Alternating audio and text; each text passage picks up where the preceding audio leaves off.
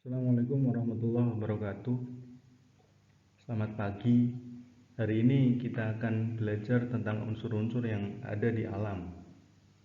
Unsur-unsur yang ada di alam diantaranya adalah melalui golongan alkali, alkali tanah, halogen, gas mulia, unsur periode ketiga, dan juga golongan transisi. Unsur yang ada di alam kita analisis, diantaranya ada sifat fisik, sifat kimia, proses pembuatan, dan juga kegunaan. Untuk yang pertama kita mengenal logam alkali dulu. Logam alkali diantaranya gabungan dari beberapa unsur. Yang pertama ada Li yaitu litium, Na yaitu natrium, sedangkan K adalah kalium, Rb atau rubidium, Cs adalah cesium, dan yang terakhir ada Fr yaitu francium. Logam alkali memiliki sifat fisik dan juga sifat kimia. Sifat fisik dari logam alkali diantaranya adalah jari-jari atom. Pada logam atau golongan alkali dari Li ke Cs jari-jarinya semakin besar. Sedangkan energi ionisasinya, afinitas elektron dan keelektronegatifan akan semakin kecil. Dan titik didih yang paling tinggi dimiliki oleh Li atau litium. Uji nyala yang dihasilkan dari pemanasan, litium menghasilkan warna merah, natrium menghasilkan warna kuning, kalium menghasilkan warna pink atau lilac, rubidium dan juga cesium akan menghasilkan warna yang sama, yaitu warna merah lembayung. Sifat fisik yang selanjutnya, logam alkali dapat menghantarkan listrik atau panas. Logam alkali sendiri sangat reaktif sehingga mudah bereaksi, diantaranya dengan air. Reaksi dengan air, Li atau litium bereaksi dengan tenang dan sangat lambat.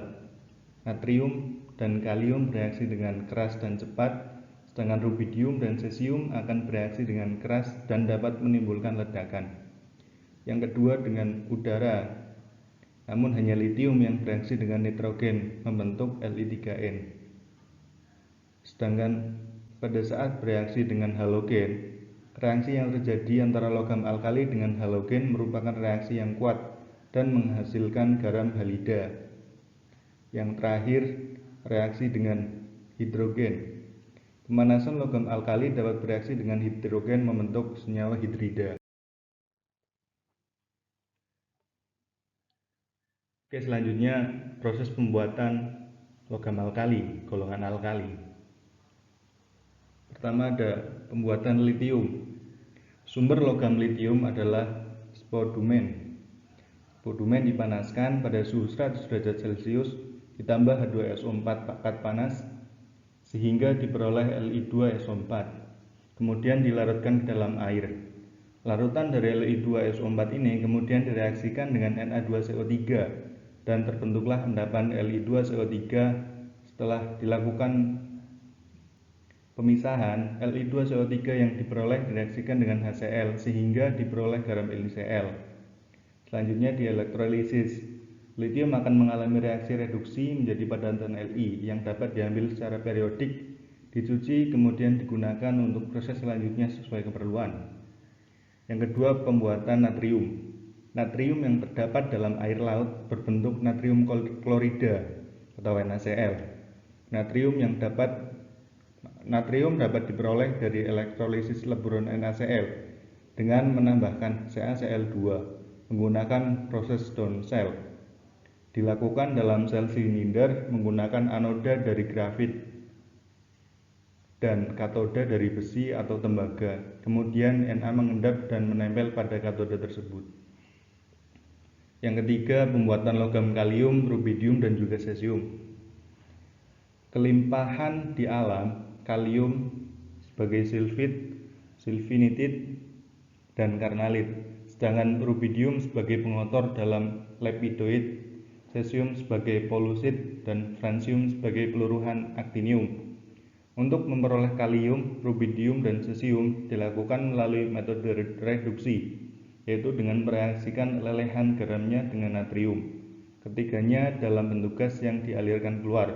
Gas yang keluar kemudian dipadatkan dengan menurunkan tekanan atau suhu sehingga terbentuk padatan logam, kalium, rubidium, dan cesium. Sedangkan francium jarang, merupakan hasil peluruhan bahan radioaktif AC-227 dengan waktu 21 menit.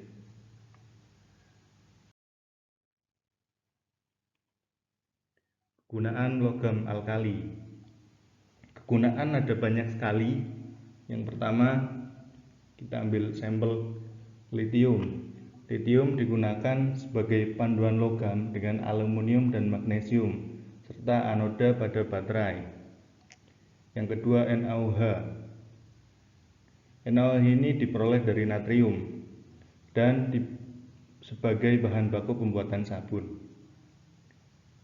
Sedangkan kalium dalam pupuk dapat bermanfaat untuk mengatur kegiatan berbagai unsur mineral dan pergerakan stomata, meningkatkan pertumbuhan jaringan, meristem, memperkuat batang sehingga tanaman tidak mudah roboh. Yang terakhir ada logam Cs dan Rb yang digunakan sebagai katode pada lampu-lampu elektronik.